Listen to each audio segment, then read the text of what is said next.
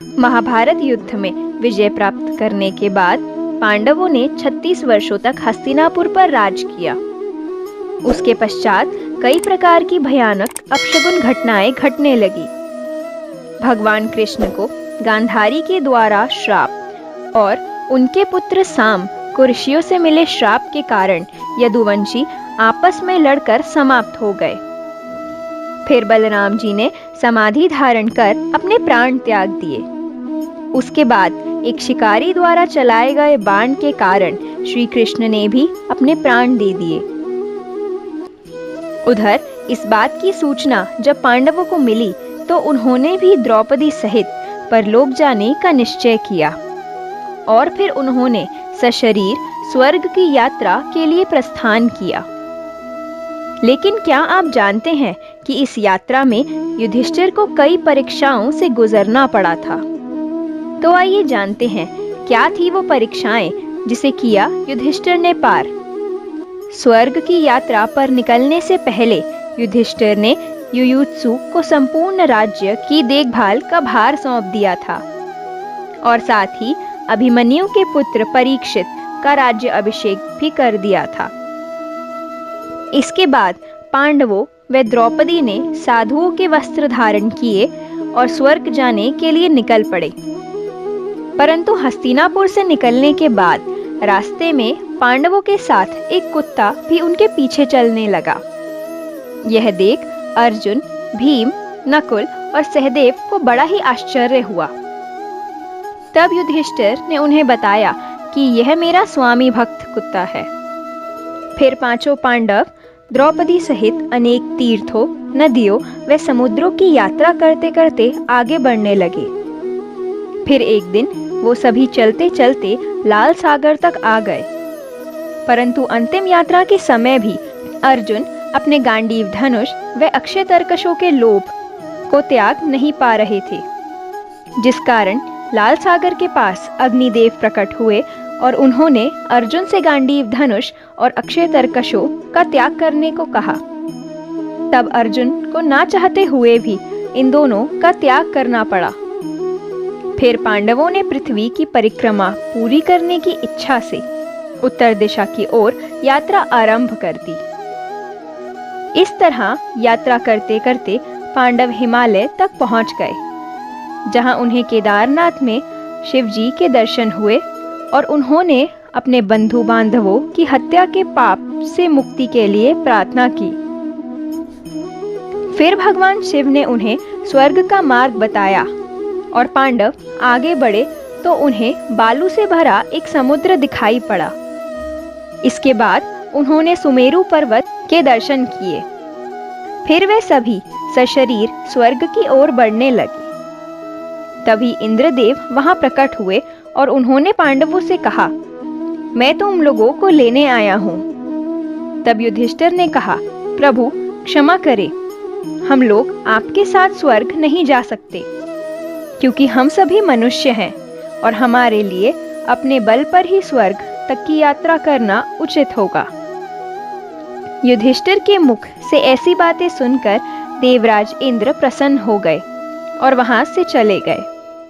इसके बाद 5 पांडव, द्रौपदी तथा कुत्ता तेजी से आगे बढ़ने लगे। तभी द्रौपदी लड़खड़ा के गिर गई। यह देख भीम ने युधिष्ठिर से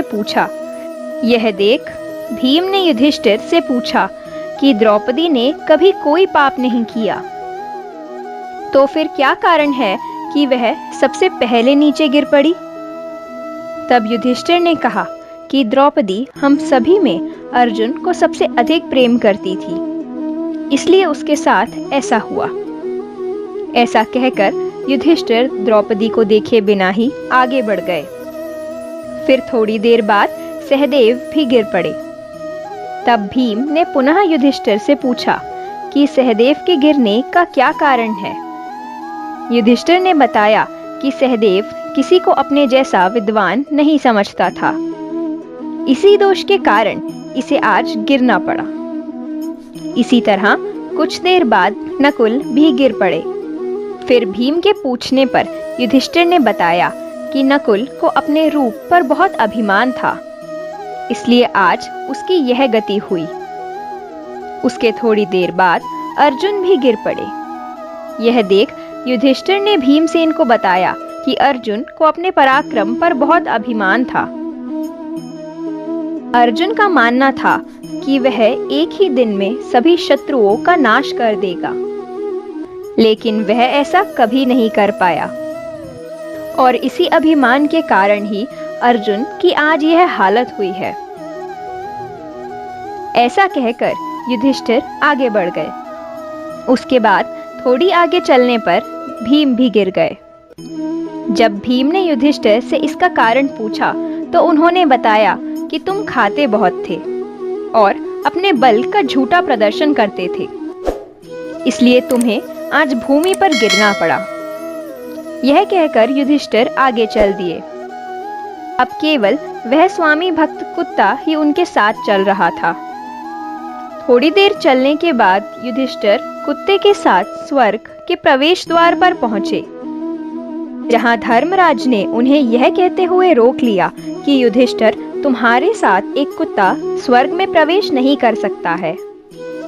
धर्मराज की बात सुनकर युधिष्ठिर ने कहा कि ये कुत्ता मेरा परम भक्त है, इसलिए इसे भी मेरे साथ स्वर्ग जाने की आज्ञा दीजिए।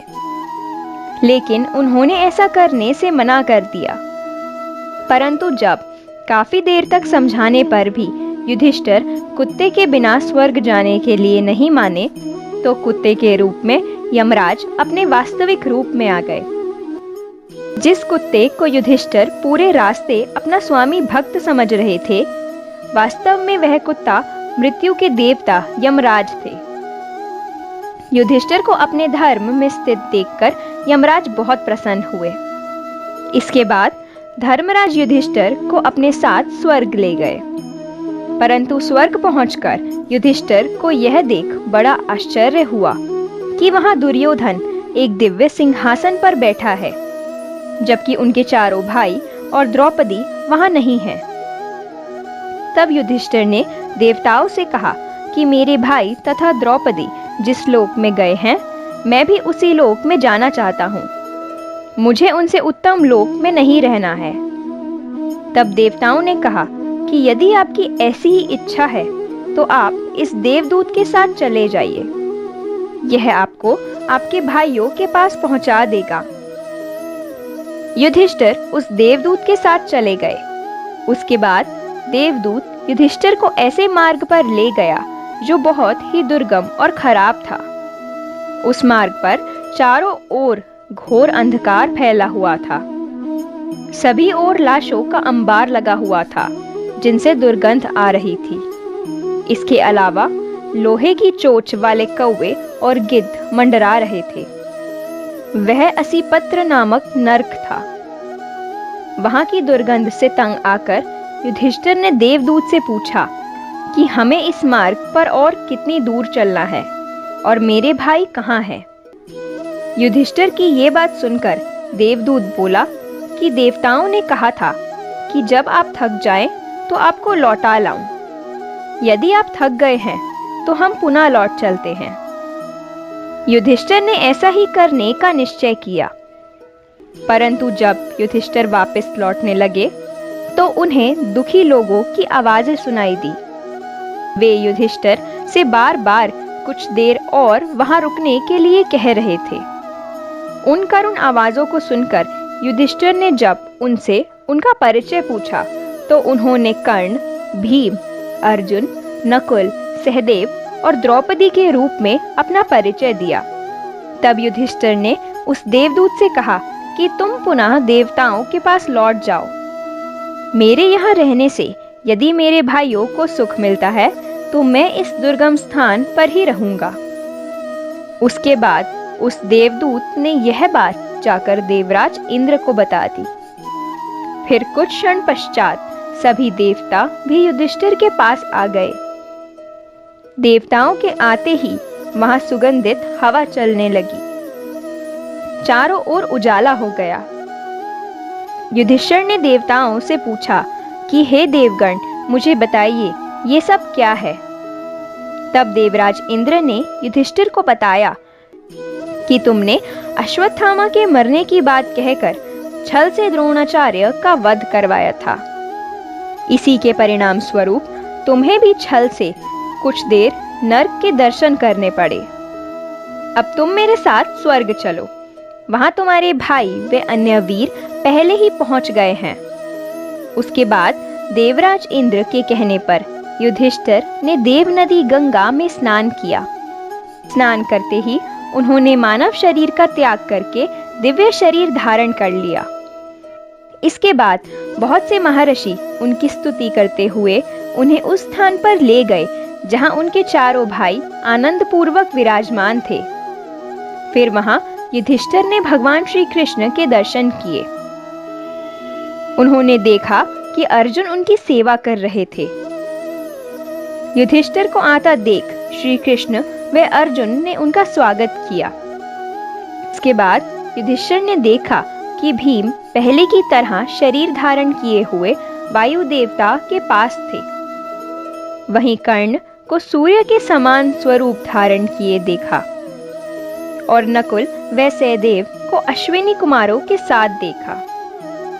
फिर देवराज इंद्र ने युधिष्ठिर को बताया कि यह जो साक्षात भगवती लक्ष्मी दिखाई दे रही है, इनके अंश से ही द्रौपदी का जन्म हुआ था।